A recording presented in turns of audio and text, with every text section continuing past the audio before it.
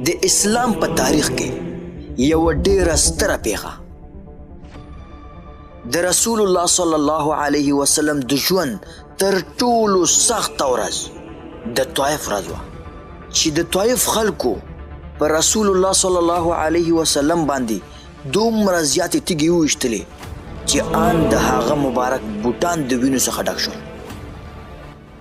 خو پوښتنه دا پیدا کیږي چې کله داسې امکان وو چې دغه ډول پیښه کیږي نو رسول الله صلی الله علیه وسلم ته څه ضرورت و چې طائف ته لاړ. دغه پیښه د مسلمانانو د تاریخ یو ډیره لویه پیښه ده کوم چې د هجرت سره تړاو لري. د اسلام په لومړیو ورځو کې په مکه کې پر مسلمانانو سخت ظلمونه کېدل، خو بیا هم رسول الله صلی الله علیه وسلم خپل ملګرو ته به ویل چې ډیر ژر به ټول عرب د مسلمانانو تابع شي او د روم او فارس امپراتورۍ به هم د مسلمانانو د لاس لاندې شي. د مکی خلکو په دې خبرې مسخره کوله او ظلمونه به یې لا ډیرول، خو د دې ټولو سربیره د رسول الله صلی الله علیه وسلم لپاره دوه ستر خلک همیشه ملاتړ وو.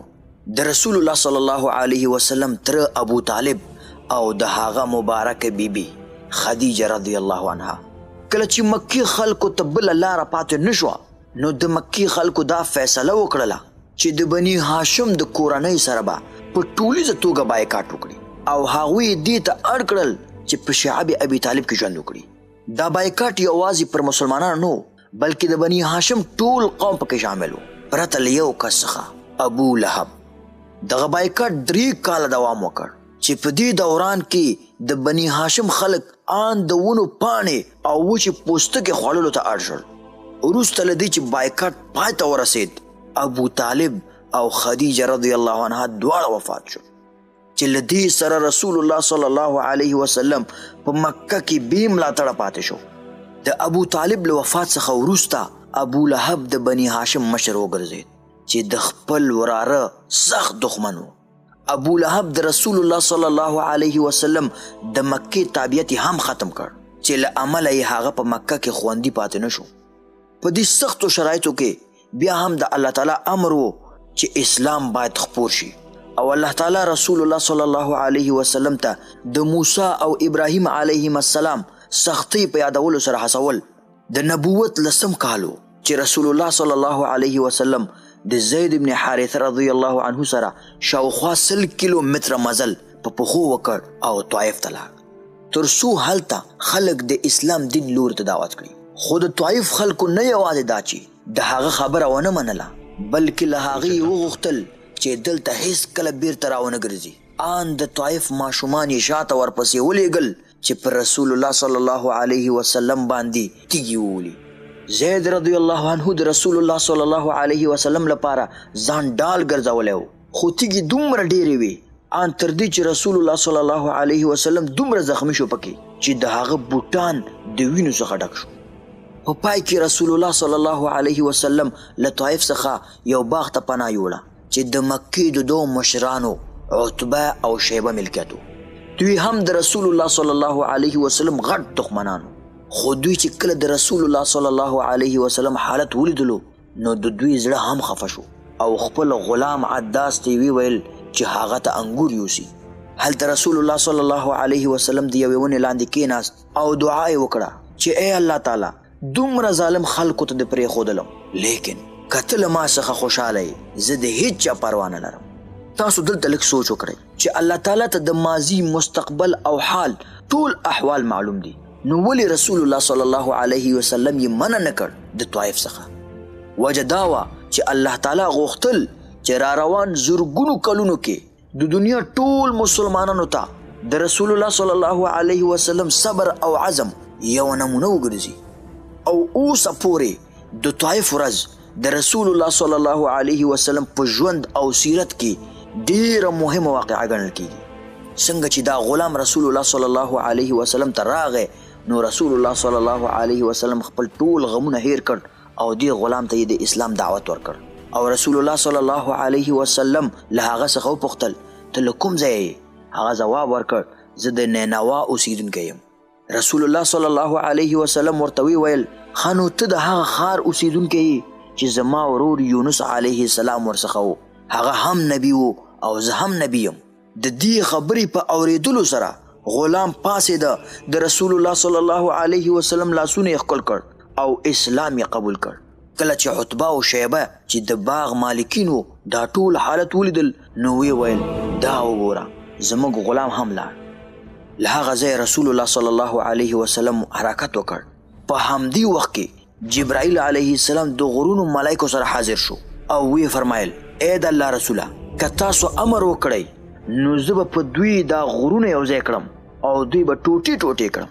خو رسول الله صلی الله علیه وسلم وویل نه، زه هیله لرم چې د دوی له اولاد څخه به څوک مسلمان شي. د دې ټولو ظلمونو سره سره رسول الله صلی الله علیه وسلم هغوی ته بخښنه وکړه. کله چې رسول الله صلی الله علیه وسلم بیرته مکې ته په لار روانو نو د جناتو یوې ډلې سره مخامخ شو او هغوی ته د اسلام دعوت ورکړ او هغوی هم اسلام قبول کړ.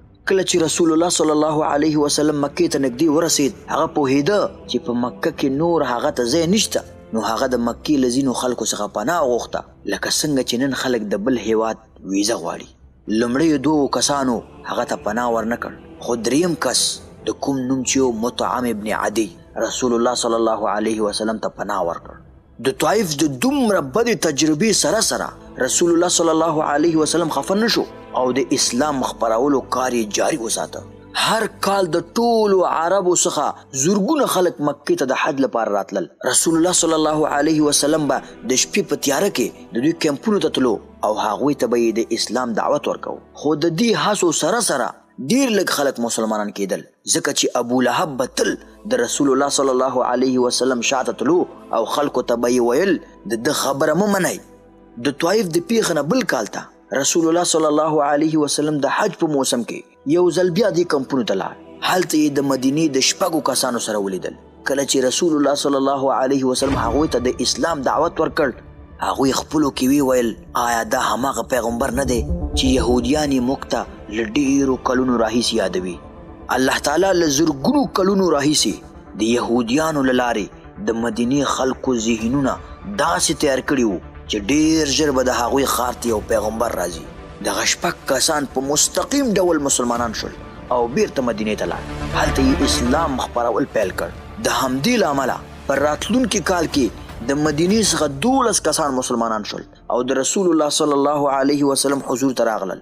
د دې کار له برکته د مدینې هر کور ته د رسول الله صلی الله علیه وسلم نوم ورسید.